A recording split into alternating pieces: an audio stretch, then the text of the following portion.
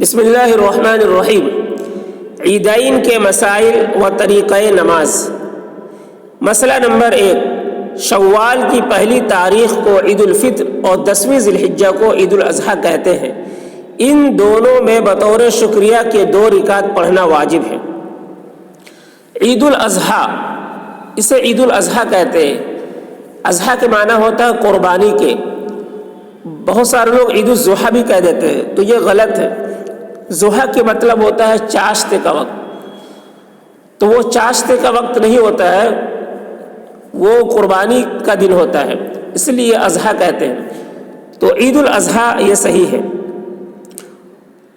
یہ 2 دن اللہ نے خوشی کے دن دیے ہیں، تو اس کے شکرانے میں 2 رکعت نماز پڑھتے ہیں، اور وہ 2 رکعت نماز کا پڑھنا واجب ہے۔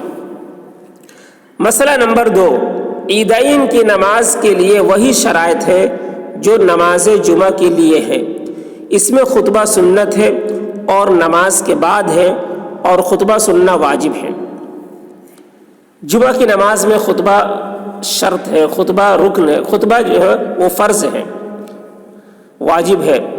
لیکن عیدین کی نماز میں، یعنی عید اور بقرعید کی نماز میں خطبہ سنت ہے، خطبہ دینا سنت ہے، لیکن خطبہ کا سننا واجب ہے۔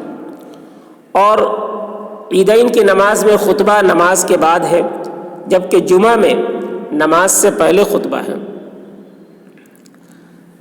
مسئلہ نمبر 3، عیدین کے دن عید کی نماز سے قبل اور بعد نوافل نماز مکروہ ہے۔ ہاں، بعد نماز گھر میں آ کر پڑھنا مکروہ نہیں۔ اس میں بہت سارے لوگ غلطی کرتے ہیں۔ عید کے دن جو ہے وہ نماز چلے جاتے ہیں مسجد میں یا عیدگاہ جاتے ہیں، اور وہاں جا کر نماز پڑھنے لگتے ہیں، تو وہاں پر نماز نہیں پڑھنی چاہیے، مکروہ ہے۔ عیدین کے دن نماز، عید کی نماز سے پہلے بھی نوافل پڑھنا مکروہ ہے، اور عید کے بعد بھی نوافل پڑھنا وہاں پر مکروہ ہے۔ ہاں، گھر میں آ کر اگر پڑھتے ہیں تو پھر مکروہ نہیں ہے نوافل کے بعد۔ تو اس میں بہت سارے لوگ غلطی کرتے ہیں۔ مسئلہ نمبر 4، عید الفطر کے دن 13 چیزیں مسنون ہیں۔ نمبر 1، شرع کے موافق اپنی آرائش کرنا، یعنی اچھا کپڑا پہننا اور اچھے سے بننا سنورنا، لیکن ایک حد تک، اتنی حد تک جس کو شریعت نے پسند کیا ہے۔ مطلب ایسا کپڑا پہن لیے جو شریعت کے نزدیک ناپسندیدہ ہے، یا بننا ایسے بنے سنورے ایسے جو شریعت نے جس کو ناپسند کیا ہے، تو یہ چیز صحیح نہیں ہے۔ آپ کو بننا ہے، سنورنا ہے، اچھا کپڑا پہننا ہے اور اپنے کو سنوارنا ہے، لیکن شریعت کے موافق ہونی چاہیے۔ نمبر 2، غسل کرنا۔ نمبر 3، مسواک کرنا۔ نمبر 4، عمدہ سے عمدہ کپڑے جو پاس ہو پہننا۔ نمبر 5، خوشبو لگانا۔ نمبر 6، صبح کو بہت سویرے اٹھنا۔ نمبر 7، عیدگاہ میں بہت سویرے جانا۔ نمبر 8، قبل عیدگاہ جانے کے کوئی شیریں چیز مثلاً چھہارے وغیرہ کھانا۔ یہ عید الفطر کے دن سے متعلق ہے کہ کوئی میٹھی چیز کھا کر جانا چاہیے۔ نمبر 9، قبل عیدگاہ جانے کے صدقہ فطر دینا۔ نمبر 10، عید کی نماز عیدگاہ میں جا کر پڑھنا۔ نمبر 11، جس راستہ سے جائے اس کے سوا دوسرے راستے سے واپس آنا۔ یہ عید الفطر کے دن جس راستے سے آپ جا رہے ہیں، اگر نماز پڑھ کر آ رہے ہیں تو دوسرے راستہ بدل کر آنا چاہیے۔ نمبر 12، پیادہ جانا یعنی پیدل جانا۔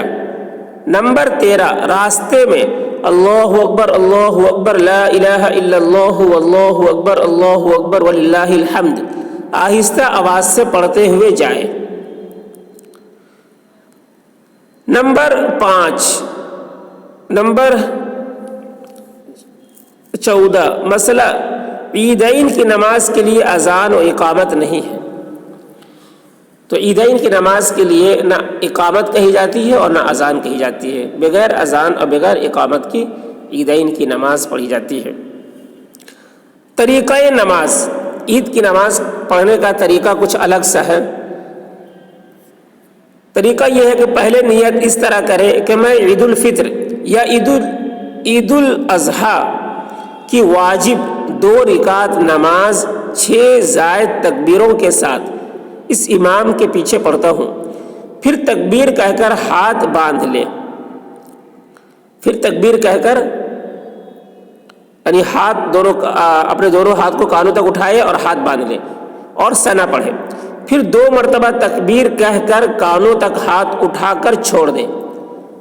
2 بار پھر تکبیر کہی جائے گی، اپنے کانوں تک دونوں ہاتھ کو اٹھانا ہے، چھوڑ دینا، ہاتھ کو باندھنا نہیں، ہاتھ کو چھوڑ دینا ہے۔ 2 مرتبہ تکبیر کہی جائے گی، دونوں مرتبہ ہاتھ کو کانوں تک اٹھا کر نیچے چھوڑ دینا ہے۔ تیسری مرتبہ اللہ اکبر کانوں تک ہاتھ اٹھا کر باندھ لے، تیسری تکبیر پر کانوں تک ہاتھ اٹھا کر باندھ لینا ہے۔ پھر امام قرات، رکوع اور سجدہ کر کے کھڑا ہو جائے۔ دوسری رکعت میں پہلے قرات کرے، قرات سے فارغ ہونے کے بعد تکبیر کہیں اور 3 مرتبہ کانوں تک ہاتھ اٹھا کر چھوڑ دیں۔